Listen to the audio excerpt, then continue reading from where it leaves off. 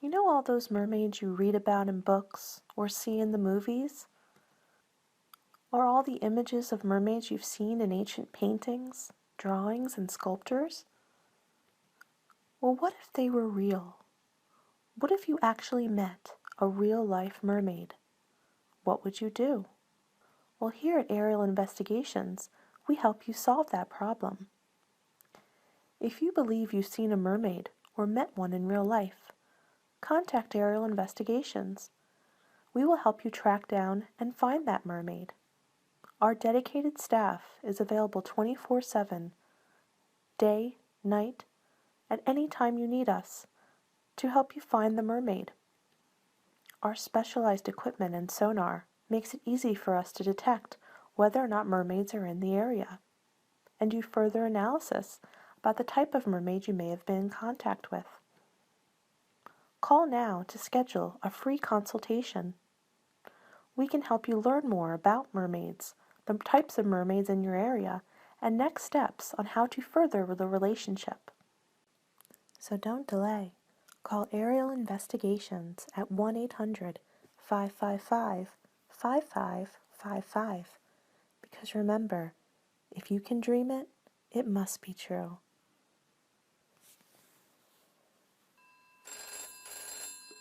Ariel Investigations, my name is Shauna. How may I help you? Oh, you saw a commercial? Wonderful. What can I do for you today? I see. So you think you've spotted a mermaid?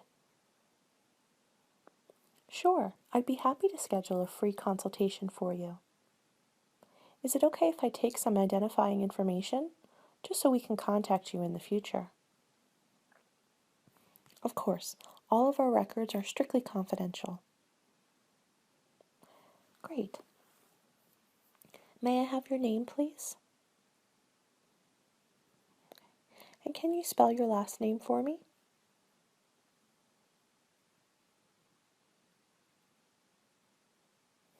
Thank you. And what's a good phone number to reach you at?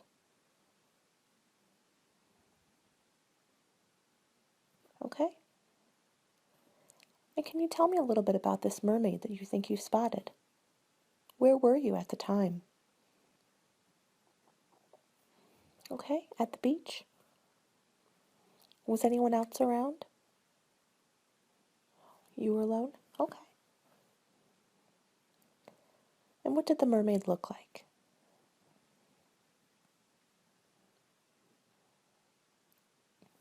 Did the mermaid actually come out of the water? So you interacted with it.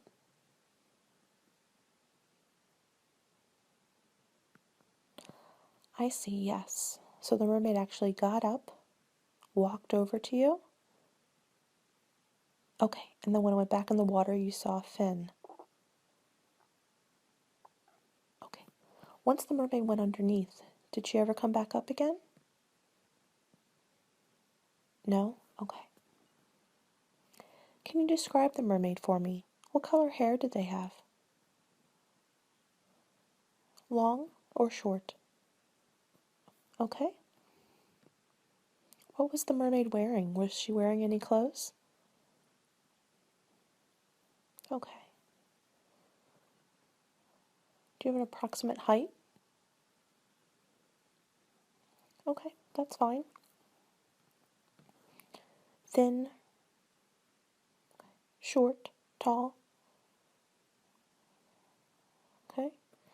Anything else you can remember?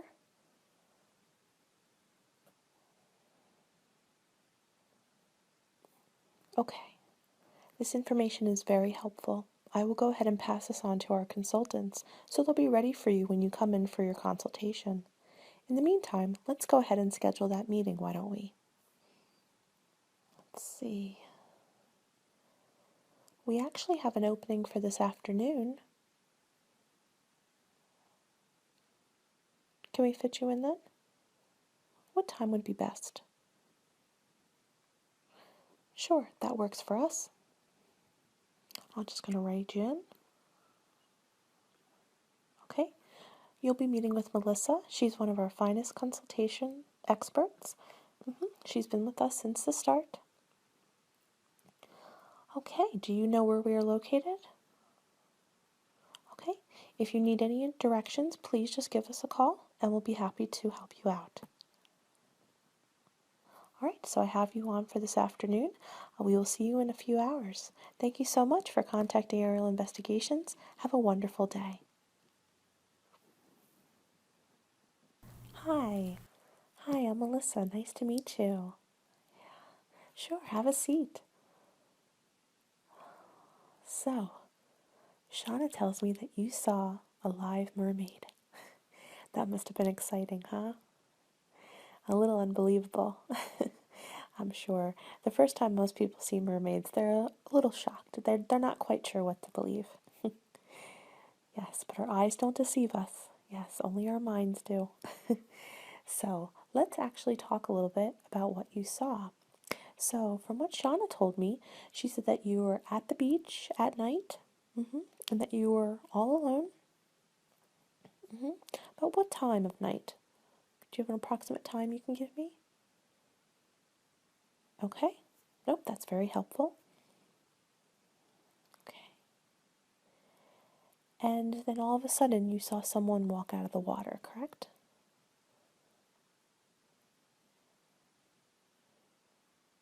Sure. Okay. So she walked right to you. Did she say anything to you? She just looked at you? Okay. Yes, I can imagine. Mermaids, they have quite seductive eyes, almost piercing eyes. It's very hard to look away. They're quite mesmerizing. Yes. I have a good description here, but is there any other details that you remembered that you could tell me about her? If you had to give her an age, what would you say? Okay, fairly young? Okay. How long would you say she stood there and stared at you? Okay, okay. And then you said she just walked right back into the water? Mm-hmm. Okay, and as she swam away, you saw the fin? Okay. And then she just disappeared under the water and never came back up? Okay. Fascinating. Yes, many of our clients have just spotted mermaids out in the water, but the fact that you actually met one up close, it's very exciting. Very exciting indeed. Yes. I'm quite jealous. Yes, I don't get to go out into the field much. I'm mostly an expert in terms of research. But in terms of the actual field work, I wish I could do more. Yes, but I've studied mermaids for many years. Yep, I spend most of my time in the library, reading up everything I can, taking eyewitness reports, and there are many commonalities that we see in all of these stories. What I would like us to do is to actually go through some of the guides that I have. I have a book that is all about mermaids, specifically the types of mermaids out there. I have a general idea of the mermaid you met, but let's actually go through them one by one, and I'll tell you a little bit about each type of mermaid. Yeah, there are many different types out there, so I'll tell you about them, and if one of them seems like I'm describing the mermaid you saw, please let me know, and we'll go more in depth. How does that sound? Great. Well, let's go ahead and get started. Well, let me consult my book and see what it has to say.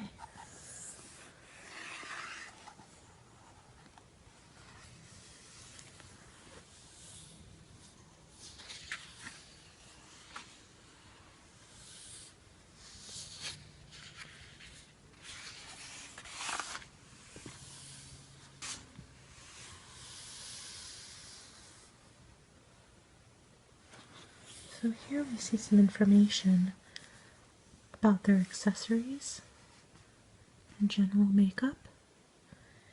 does say here that mermaids care tremendously about their appearance,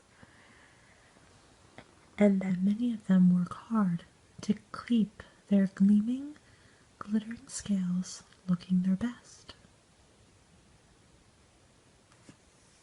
Unfortunately, mermaid scales can also look unsightly, depending on where they're found. You'll see they have a few examples of what scales might look like. Is this what the scales looked like that you found on the beach?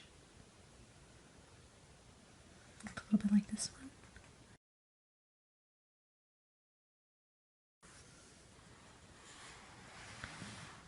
It also says that mermaids enjoy adorning themselves with jewelry, particularly if they make contact with humans. Did you notice any jewelry on the mermaid? Couldn't really tell. Okay. It also mentions here that the mermaid hair is generally long and luscious. Yours was long? Okay. Do you know what color it was? Was it blonde, black, brown, red? It was darker. Okay. Let's keep going and see if we can find the mermaid that you saw. So you'll see here, if I turn it this way, that there's actually a map that will tell you what types of mermaids make up the particular sea. So you said that you were off the coast of Florida in the Atlantic Ocean. Is that correct? Okay. So we can see here that some of the most common ones are this reddish color, this bluish color, and this pinkish color. We go down here to our legend. We can see that the red color is landwalkers. The blue color, that's more inland, is dreambenders. And the reddish one here is pearl weepers. So we can actually look through the book and see exactly what those are. And maybe it will help us identify the one you saw. How does that sound? Okay.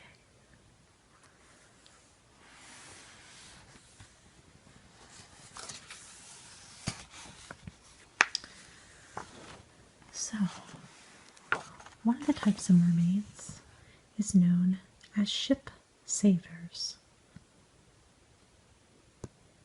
These are often seen out in the middle of the ocean, mostly by sailors that are in danger of treacherous winds, whirlpools, hurricanes, things like that. And that when all hope of survival is lost, you'll often see these mermaids called ship savers that will come and help save the sailors. They're often very muscular, long torsos, very strong hands, and very broad backs. And as we go, we can see that they're all over. Vigorous, capable, because they're constantly swimming in the deep waters. They have to be very alert and athletic.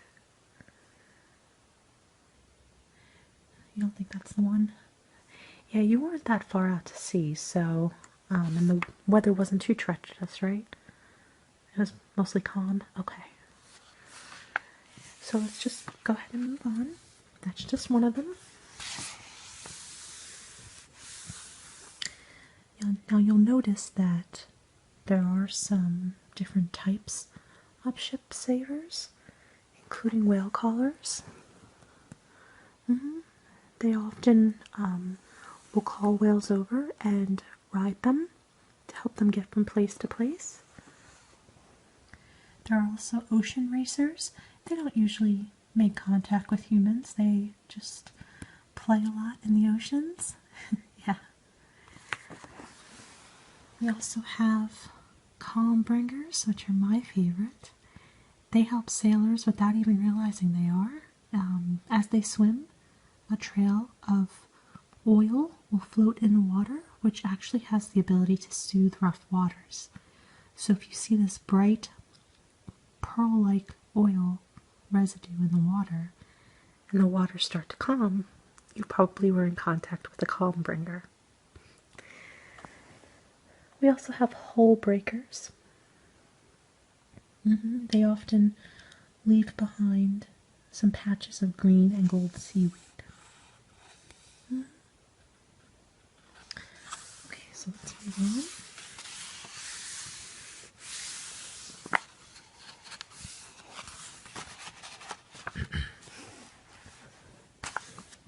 on. Okay, so wish givers are freshwater mermaids with the power to grant wishes to anyone who knows how to ask. Now, sometimes they want a favor in return, but others are just able to contact us through our dreams.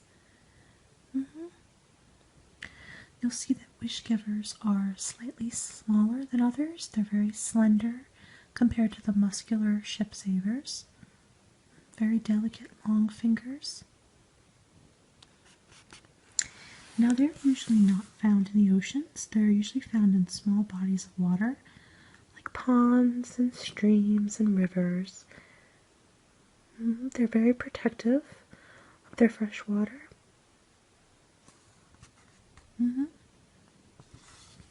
We also see some more information over here. For example, some of their companions. While the ship savers focus on the larger animals like whales and dolphins, the wish givers will often be found with smaller animals like frogs, salamanders, and turtles. And as you can see, they're usually found near things like waterfalls, vivid flowers, and foliage. Now, some of the specific type of wish givers include dreambenders. Dreambenders have an ethereal quality to them. They live beneath waterfalls. They're able to shape your fate and make your dreams come true. They have very fine hair that will pick up the colors of the rainbow, which is why they're sometimes called angel hairs. We also have river washers that live near the river, mirror sleepers. They spend most of their days sleeping. And daydreamers. Daydreamers are very reclusive. They're blind and have silvery blue hair and tails. They spend almost their entire lives in remote caves beside underground pools, living in a mystical sleep state. If you need their help, it often comes to them in your dream. I'm going to keep moving on. So we also have shapeshifters who will oftentimes seek to make contact with humans because they can take on the form of humans. The main difference is that they have webbing between their fingers and toes. Many of them live near beaches and will often interact with people in seaside villages and cities.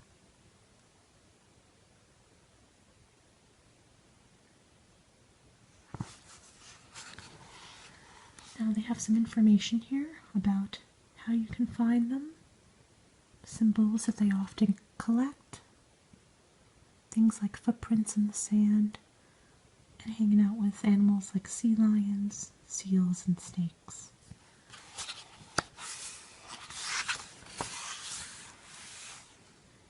There are many types of shapeshifters. One is called a pearl weeper, also known as Lorelei. They're often elegant maidens who come to land seeking their eternal love. They're very obsessed with humans. They oftentimes collect human artifacts and will spend hours adorning their hair with buckles and silverware and gold. Eventually, they're able to shapeshift and walk on land. This is a picture of what a pearl weeper might look like. Okay, so this one's starting to look a little familiar. Yeah, these often will maintain human form for days at a time. And after that, their feet start to hurt, so they have to return to the water.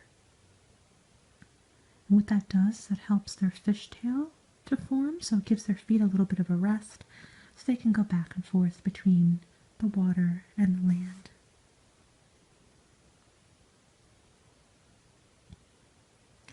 And we also sometimes see land walkers who are very playful, but they often travel in groups. We also have seal swimmers who actually take the form of seals. And spell singers, which are often referred to as sirens. Now those are actually not truly benevolent. They use their beautiful singing voices to lure admirers into rocky parts of the coast. And then when the ship has sunk, they will claim any treasures they find. Yes, if you hear a hypnotic song, I wouldn't go near it.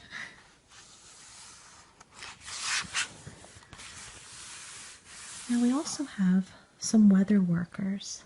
Weather workers are known for long tails and long necks, often have dark hair. They tend to be in pretty remote areas. And you'll see here that they often adorn themselves with symbols like the moon. They'll hang out with animals like starfishes, seahorses, and octopus. They often show up in order to help calm weather. Some of the common ones include wind weavers, who have the power to turn winds up or down. Moon baskers, known as sort of the undersea goddesses. They only come out at night to catch a sight of the full moon. This is an example of a moon basker who lay out on the beach at night. And then when it's day, we'll go back into the water. We also see wave makers who create waves. Down here we have tide tenders. They help keep the ebb and flow of the tides on schedule. Yeah, there are so many different ones out there. We even have information on the languages. In this book, we also have some symbols that you can use. So, if you're thinking that you're in contact with one of these mermaids, here's some symbols that you can draw in the sand. A spiral to indicate you want to meet them. An arrow to indicate that you're their friend. A circle within a circle, saying thank you. And, if you believe you're in a dangerous place for them, a circle with an X through it, indicating it's not safe. Now here, it notes that mermaids like Lorelei and their human lovers will often meet in stretches of beach. They'll find a secret meeting place. So you may have met a Lorelei, and she might actually be reaching out to you. Yes, so I would encourage you to go back there, to draw an image in the sand, and to perhaps even chant this lullaby.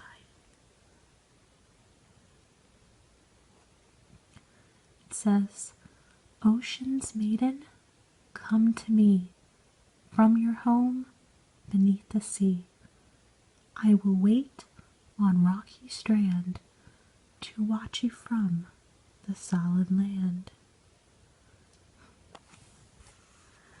Nice, isn't it?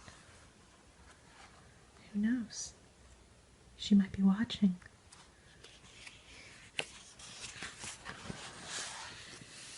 Now, unfortunately, there are also dark mermaids, and we want to be careful to avoid them now. Now, some of them can be shark tamers that use sharks for malevolent purposes, sea stingers who take the form of jellyfish, dank drippers who infect the seas, water witchers, which actually deal in curses, and ship snares who have the power to stop the wind and trap sailing ships. Now, fortunately, I don't believe you are dealing with a dark mermaid, as it seems you are most likely dealing with a pearl weeper. Yes, it's quite exciting, isn't it? Yes, well, I'm happy to help you learn any more information. Please feel free to take this book home with you. Sure, yeah. And that way you can read up a little bit more about mermaids, and hopefully that will help you figure out your next steps. Sure, I'm happy to help.